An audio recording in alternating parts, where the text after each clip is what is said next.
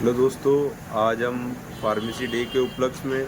कुछ टॉपिक्स के ऊपर बात करने जा रहे हैं जो कि आपकी जनरल लाइफ से बहुत रिलेटिव है। जैसे कि आज मैं बात करने जा रहा हूँ कि फार्मासिस्ट की लाइफ क्या होती है, उसका अपना एक्सपीरियंस क्या होता है, क्या उसकी जनरल लाइफ होती है, क्या उसकी ड्यूटीज़ होती हैं, किस किस फॉर्म में उसको काम करना होता है, किस किस जगह वो काम आता है। ये सब चीज़ मैं आज आपको बताऊँगा कि एक फार्मासिस्ट की लाइफ में क्या क्या चलता है। देखो, एक फार्मासिस्ट की लाइफ भी एक बहुत कठिन लाइफ होती है कि सुबह से लेके शाम तक अपनी ड्यूटी को निभाना, कि सुबह 9:30 लेके और रात को 11 बजे तक 12 बजे तक अपनी ड्यूटी निभाना, वो भी एक बहुत बड़ा हो जाता है लाइफ में। अपनी इन सब चीज़ों को फेस करते हुए अपनी और जितने भी काम सबको देखते के साथ सब काम एक साथ निपटाना भाई बहुत लाइफ में बहुत कठिन हो जाता है। इसी हिसाब से जैसे कोई डॉक्टर पर्चा लिखता है भाई, अब कई बार ऐसा होता है कि डॉक्टर्स कहीं बाहर के होते हैं और पेशेंट भाई कहीं और स्टेट में, कहीं और ज़िले में वो दवाई मालूम कर रहा होता है, तो उसको सेम नाम से दवाई नहीं मिल पाती है। कुछ दवाई सेम नाम की मिलती है, एक आध दो दवाई नहीं मिल पाती सेम नाम से, तो वो भी प्रॉब्लम क्रिएट करता है कि नहीं भैया मेरे को तो यही चाहिए, नहीं तो मैं ये भी नहीं लूँगा। ठीक है, तो उस चक्कर में फिर फार्मासिस्ट का नुकसान होता है। बेचारा इतनी मेहनत करता है, सब दवाइयों को ढूंढता है, आपके लिए अरेंज करके देता है, फिर लास्ट टाइम पे उसको ना सुनने मिलती है, तो उससे भी उसको बहुत असर पड़ता है। और बाकी देखिए, आप लोग मेडिसिन्स लेने आते हैं, आप लोगों की वजह से ही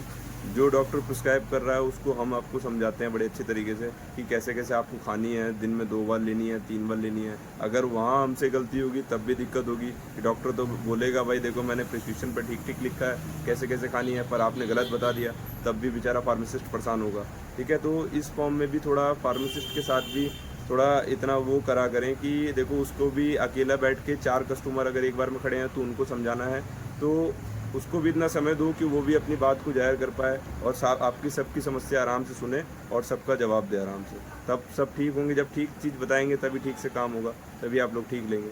और बाकी जो है, हम आजकल दवाई वगैरह आप देख रहे हैं, जेनरिक मेडिसिन और इथिकल मेडिसिन के बारे में आजकल मार्केट में ज़्यादा वो है कि भाई जेनरिक मेडिसिन क्या होती हैं और इथिकल मेडिसिन क्या होती हैं। तो एक जेनरिक मेडिसिन क्या होती हैं कि जो नॉर्मली कंपनी होती हैं, जो सस्ते मध्य कम पैसों में अपना स्टार्ट करती हैं, तो वो अपना जो प्रोडक्ट होती है मार्केट में उनको भी सेल करना है, और जो भाई ब्रांडेड कंपनी है इथिकल आइटम बेच रही हैं उनको भी अपना मार्केट में सेल करना है आइटम अपना।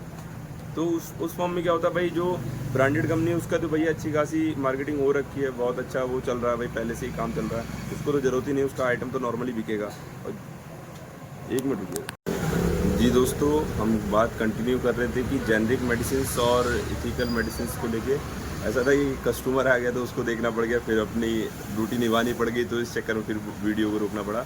तो हम वहीं से कंटिन्यू कर रहे हैं कि जो हम जेनरिक मेडिसिन और इथिकल मेडिसिन को लेके बात कर रहे थे, उसमें ना क्या होता है कि भाई देखो, कोई भी डॉक्टर्स होता है वो जेनरिक मेडिसिन अगर चला रहा है कि हाँ भाई, अगर वो अपने प्रिस्क्रिप्शन पे लिख रहा है तो जेनरिक मेडिसिन आती तो बहुत सस्ती है, और जब डॉक्टर के हाथ पे लिखी हुई बिकती है ना, तो वो मार्केट में ऑन MRP के आसपास बिकती है, तो बेचारे पेशेंट का भी नुकसान होता है और मेडिकल स्टोर वाले को भी नुकसान होता है। उसको क्या है, अगर इथिकल आइटम है तो उसमें 10% भैया 15% भाई मार्जिन पे आ रही है, अगर वो 20% मार्जिन पे मिल रही है तो भाई 10-15% तो कस्टमर ले जाता है, 5% या भाई 4% मार्जिन उसको फार्मासिस्ट को बचता है। तो जेनरिक में क्या होता है, जेनरिक में भैया 4-5% की जगह 6-7% मार्जिन बच जाता है बस। पर ये तो ज़्यादातर इसका फ़ायदा जो डॉक्टर्स लोग को मिलता है या फिर MR जो होते हैं उन लोगों को मिलता है। तो उसमें क्या होता है ना कि नॉर्मल जो फार्मासिस्ट होते हैं वो बेचारे पिसते हैं कि हाँ भाई, भाई तुम इतनी महंगी दवाई क्यों दे रहे हो, ये तो जेनरिक मेडिसिन है, ये तो भाई सस्ते में मिलती है और तुम इतनी महंगी करके बेच रहे हो। अब बेचारा फार्मासिस्ट क्या करे, वो बेचारा परेशान है कि डॉक्टर का उस पर हैंड राइटिंग पे लिख के आ रहा है भाई, डॉक्टर अपने प्रिस्क्रिप्शन पे लिख के भेज रहा है, तो भैया हमें तो कंपनी उसी रेट दे रही है ना जो इथिकल का रेट आता है, जेनरिक मेडिसिन पर हमको उसी रेट मिलती है, और इसी के चक्कर में पेशेंट का नुकसान, हमारा नुकसान और सबका नुकसान भाई। तो इसके मुताबिक आप लोग भी थोड़ा ध्यान रखा करें कि अगर किसी मेडिकल स्टोर से भाई आप दवाई ले रहे हैं तो उस टाइम भी आप देख लें, उससे मेडिकल वाले पूछ लें कि भैया जेनरिक है इथिकल है। अगर जेनरिक होगी तो भैया आपको अच्छे डिस्काउंट में देगा। भाई आप कह भी सकते हो उससे कि भैया जेनरिक है, थोड़ा डिस्काउंट बढ़ा दो, 10% की जगह 15 कर दो या 15 की जगह 20% कर दो, कोई बात नहीं है, उसमें ना ही इतना फार्मासिस्ट का नुकसान होगा ना ही कस्टमर का नुकसान होगा। इसलिए भाई थोड़ा ये चीज़ भी अवेयरनेस अपने अंदर लाओ कि आप जेनरिक और इथिकल मेडिसिन भी आप देखिए कि अगर इथिकल मेडिसिन है कोई भी, उस पर अगर 300-400 रुपये MRP है तो आप उसको लेके फार्मासिस्ट से लड़ो मत कि भैया इस पर 400 रुपये MRP है तो जेनरिक आती है और या तो भैया सस्ती मिलती है। पर उस जगह आपको पता होना चाहिए कि जेनरिक कंपनी कौन कौन सी होती है और इथिकल कंपनी कौन कौन सी होती है। ये खाली फार्मासिस्ट और ज़्यादातर डॉक्टर्स को पता होगा, बाकी किसी को नहीं पता होगा। तो इसलिए आप पहले अपने आप को अवेयर करिए, उसके बाद आके फार्मासिस्ट से आप बहस करिए कि हाँ भैया ये तो इथिकल है या जेनरिक है। जब आपको पता है इथिकल है तो फार्मासिस्ट भी आपसे झूठ नहीं बोलेगा कि हाँ, वो भी बताएगा कि इथिकल का मतलब इथिकल है। भाई झूठ बोलने का क्या मतलब है? ना ही हम उसको झूठ बोल के गलत पैसे कमा लेंगे, ना ही भैया वो हमें गलत पैसे दे जाएगा समझदार होगा तो। भाई इसलिए ना अपना थोड़ा अपने आप में भी अवेयरनेस लाइए और फार्मासिस्ट के साथ में भी भाई थोड़ा कॉपरेट करिए कि भैया वो भी आपकी लाइफ को आसान कर सके, आपकी प्रॉब्लम्स को हल कर सके कि भैया हम भी प्रॉब्लम्स आपके दूर करने बैठे हैं। अब अगर हम यहाँ इस काउंटर पर बैठे हैं तो अगर हमारे पास कोई पेशेंट आता है बेचारा कि भैया पेट में दर्द हो रहा है, कोई गोली दे दो, तो हम भी सोचेंगे यार इसको अच्छी से अच्छी गोली दी जाए जिससे इसको बहुत जल्दी ही आराम मिल जाए। अगर गरीब आदमी है तो बेचारा कहाँ एकदम डॉक्टर के पास नहीं भागता। भाई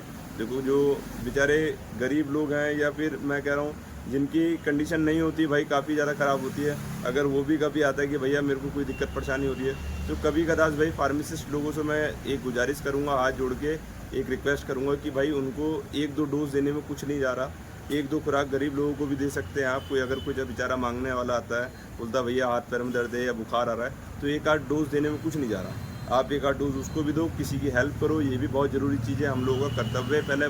यही बनता है फार्मासिस्ट का कि पेशेंट की मदद करना, वो पैसा कौड़ी बाद में देखना। ठीक है, आप पहले उसकी हेल्प करिए। कोई बात नहीं, अगर वो नहीं देगा भगवान देगा भाई, इधर नहीं कहीं और देगा, कोई बात नहीं है। आप थोड़ी दुनियादारी की भी हेल्प करिए और भाई पब्लिक से भी थोड़ी रिक्वेस्ट है कि भाई फार्मासिस्ट की जाके कॉपरेशन करा करें, उसके साथ में कॉपरेट करेंगे तो भैया देखो हम भी अच्छे से ट्रीट कर पाएंगे, आपको अच्छे से समझा पाएंगे। और बस यही ज़िंदगी है, सुबह से आओ शाम को जाओ, बस फिर जाके सो जाओ, फिर सुबह उठ के फिर दोबारा आके अपने स्टोर पे। बस यही फार्मासिस्ट अपना पूरा लाइफ स्टाइल यूँ ही बिताता है, आप लोगों के साथ बीट मार्केट में बैठ के सुबह से लेकर शाम तक। बेशक सारी दुकानें बंद हो जाएं, ये सारे स्टोर्स बंद हो जाएं, पर एक फार्मासिस्ट है कि हाँ भैया 10 बजे या 11 बजे जाना तो भैया उसी टाइम पे जाना है, क्योंकि सामने वाला जो पेशेंट होगा या कस्टमर होगा वो उम्मीद लगा के बैठा होगा कि हाँ भैया मैं उस मेडिकल स्टोर पे जाऊँगा तो मेरे को दवाई मिल जाएगी, अभी वो स्टोर खुल रहा होगा। तो हर किसी की उम्मीद पर कायम उतरना ये एक सौभाग्य की बात है कि हम लोगों को मौका मिला है कि अपना इस लेवल पे काम दिखाना, इस लेवल पे लोगों की मदद करना कि चलो कोई नहीं, एटलीस्ट हमारे हाथों से कुछ अच्छा काम ही हो जाए। तो इसलिए कृपया करके थोड़ा इन बातों को समझिए, जो आज टॉपिक कुछ चले हैं, इन बातों पे गौर करिएगा और सबकी हेल्प करिएगा। Thank you.